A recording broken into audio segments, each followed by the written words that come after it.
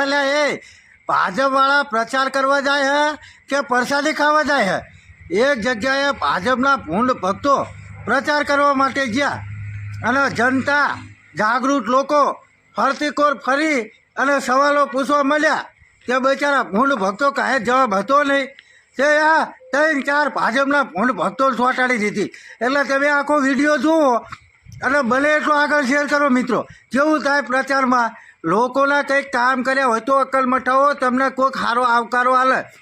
બાકી જનતાના ટેક્સના પૈસેથી જો તમે તમારા ખીચા ભર્યા હોય ને તો આવડી માર ખાવાના દ્વારા આવે. આખો વિડીયો જુઓ એટલે ભલે એટલો શેર કરો.